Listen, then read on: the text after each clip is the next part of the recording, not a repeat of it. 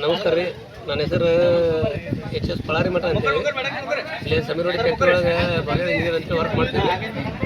ಈಗ ನಮಗೂ ಗೊತ್ತಿದ್ದಿಲ್ಲ. ಈಗ ಒಂದು ವಾರದಿಂದ ಇಲ್ಲಿ ಕ್ರಾಸ್ನಾಗ ಸೈದಾಪುರ ಕ್ರಾಸ್ನಾಗ ಇದು ಗುರೂಜಿ ಔಷಧ ಹಾಕ್ತಿದ್ರು ರೀ. ಅದು ನೋಡ್ಕೊಂಡು ನಾವು ಇಲ್ಲಿ ಅವ್ರಿಗೆ ರಿಕ್ವೆಸ್ಟ್ ಮಾಡ್ಕೊಂಡ್ರಿ, ಇಲ್ಲಿ ನಾವು ಸಮೀರೋಡಿ ಗುಡಿ ಹತ್ರ ಬರ್ರಿ, ಇಲ್ಲಿ ನಾವೆಲ್ಲ ಎಂಪ್ಲಾಯೀಸು ಎಲ್ಲ ಡಸ್ಟ್ನಾಗೆಲ್ಲ ಕೆಲಸ ಮಾಡ್ತಿರ್ತಾರೆ.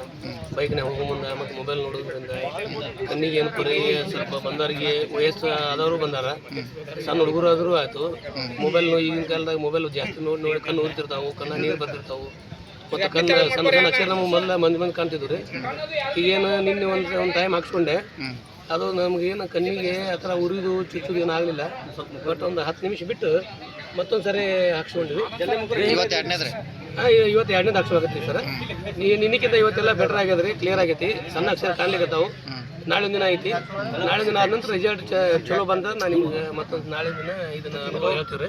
ಮುಂಜಾನೆ ಏನು ಕಣ್ಣನ್ನು ಹೊಲಸೋದೇನು? ಸ್ವಲ್ಪ ಹೊಲಸು ಬರ್ತದೆ ಸ್ವಲ್ಪ ಹೊಲಸು ಬಂತು. ಹಾಕೋ ಟೈಮ್ನಾಗ ಹಾಕಿ ನೋಡಿ 15 ನಿಮಿಷ ಆಗಿಂದ ಸ್ವಲ್ಪ ಎಲ್ಲ ನೀರು ಬಂತು, ಸೈಡ್ ಎಲ್ಲ ನೀರು ಬಂತು, ಹೊಲಸು ಕ್ಲಿಯರ್ ಆಯ್ತು.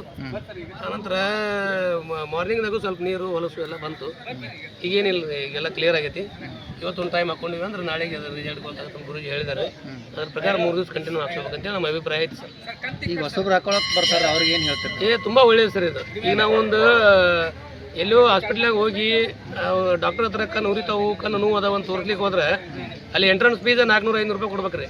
ಮುಂದೆ ಅವ್ರು ಏನು ಬರ್ದು ಕೊಡ್ತಾರೆ, ಯಾವ ಔಷಧ ಹೈಡ್ರಾಪ್ ಬರ್ಕೊಡ್ತಾರೆ, ಯಾವ್ದು ಔಷಧ ಬರ್ಕೊಡ್ತಾರೆ, ಮೆಡಿಸಿನ್ ಇಂಗ್ಲೀಷ್ ಅದನ್ನೆಲ್ಲ ಹಾಕ್ಕೊಂಡು ಅದು ಕಣ್ಣು ಕ್ಲಿಯರ್ ಆಗೋದು ಗ್ಯಾರಂಟಿ ಇರಂಗಿಲ್ಲ ರೀ. ಮತ್ತು